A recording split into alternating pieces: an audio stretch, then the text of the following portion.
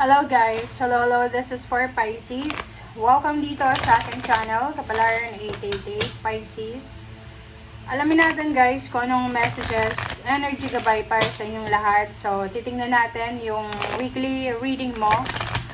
Ito ay from Monday, July 13 hanggang July 19. Okay, July 13 hanggang July 19. July 13 hanggang 19.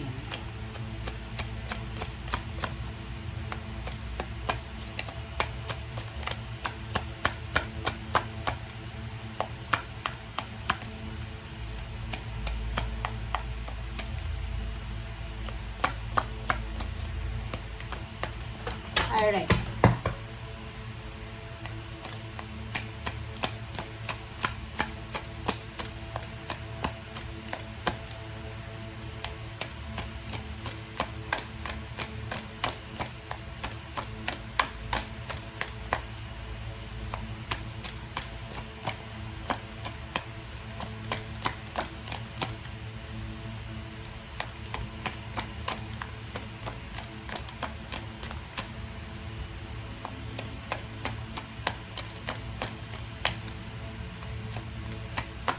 Okay, Pisces. Okay, first card natin, Pisces. Comment down below if you resonated or if you are new sa aking channel, please like, share, and subscribe guys. Okay.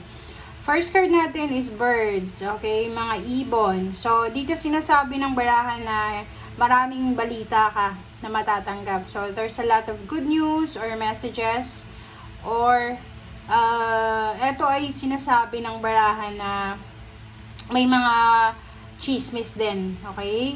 Aside from the good news, may mga chismis ka din na malalaman sa linggong ito, okay? So, yun. Nako, Pisces. Chismis, balita, confirmation.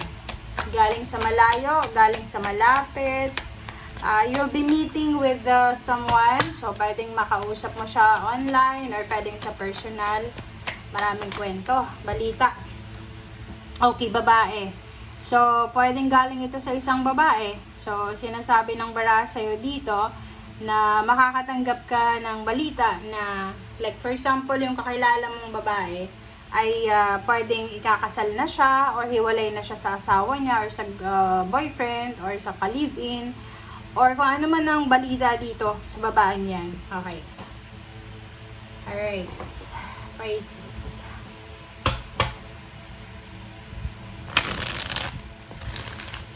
Na-pre-shuffle ko na siya, pero isa-shuffle ko pa rin para makita nyo ang dulas.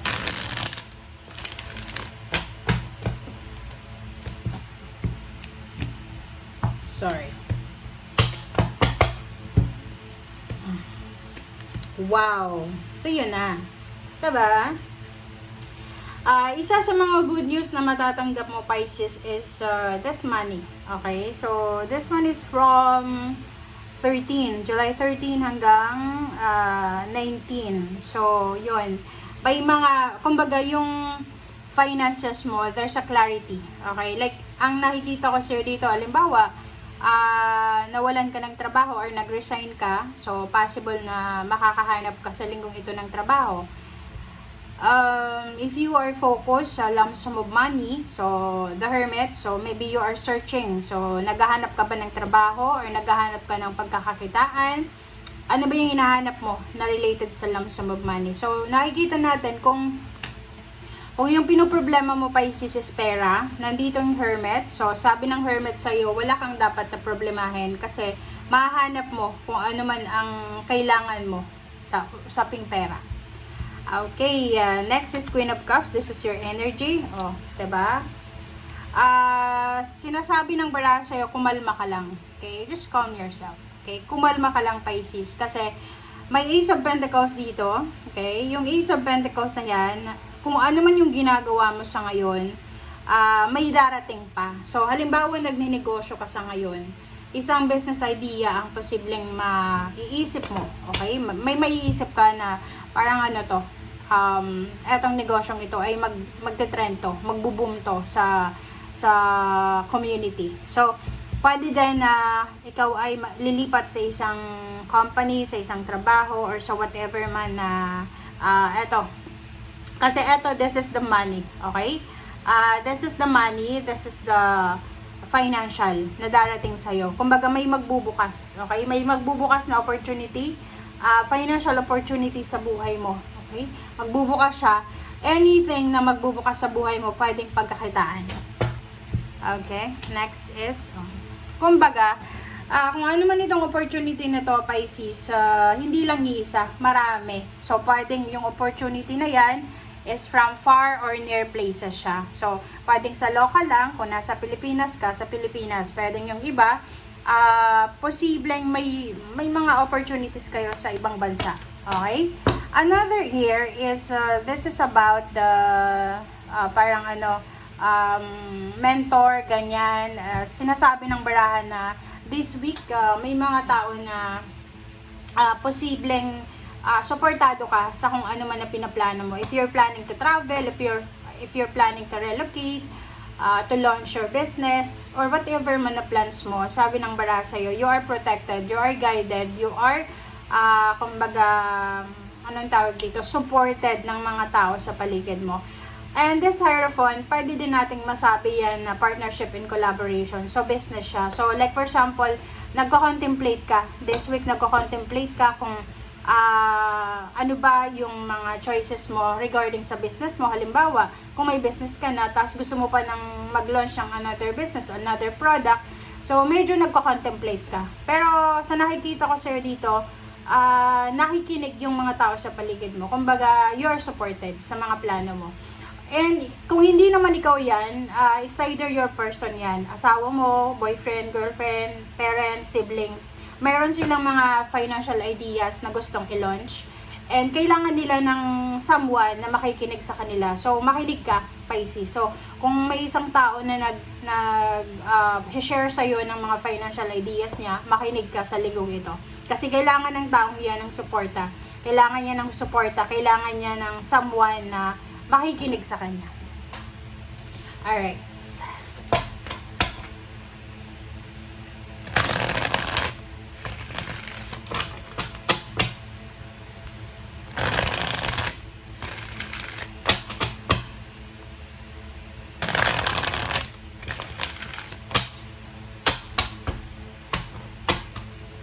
Alright. This is for Pisces. Kumuha tayo. Okay, Epiphany number 9. So, this is money. So, sinasabi ng bara sa'yo dito na etong pera na to na darating sa'yo, eto ay, kumbaga, magdadala sa'yo ng sobra-sobrang kaligayahan. Okay? Sobra-sobrang kaligayahan. Or, kumbaga, sabihin na natin, like, kasi dito mayroong Hierophant and there's a Queen of Cups. So, maybe there's someone na malapit sa'yo or there's someone na hindi kayo close, pero nangangailangan siya ng financial support. So, sa nakikita ko sa'yo dito, possible na yung taong yon ay lalapit sa'yo. Possible yon na like hihingi siya ng tulong. And sa tulong na ibibigay mo, posibleng magiging sobrang, kumbaga, magiging masaya siya, mabubunutan siya ng tinik, okay, sa kanyang dibdib. And kumbaga, ikaw yung answered prayers niya. Okay? So, maybe this is a lump sum of money or I don't know. Someone is searching for a lump sum of money na ikaw yung kasagutan. Okay? Or maybe ikaw yan. Kung kailangan mo ng pera, kailangan mo ng lump sum of money, kailangan mong pag-isipang mabuti, mag-meditate ka. Okay? Meditate ka, mag-reflect, mag-pray tayo. And dun, through prayers, dun mo mahahanap yung sagot sa kung ano yung gagawin mo. Okay, next. 6 of Raphael. So, this one, sinasabi ng bara sa'yo na prepare yourself, Pisces. Prepare yourself because yun, this week, next month, next month, or within this year or next years, may mga bago kang kakilala, bagong kaibigan na papasok sa buhay mo. Mayroon din na mga rekindled relationships, may mga dati kang kakilala na magkikita kayo. Kaya nga dito, maraming balita.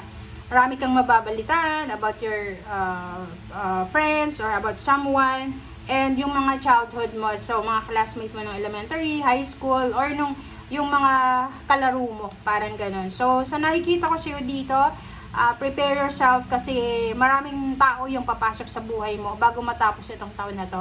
Bago man siya or dati mo nang kakilala.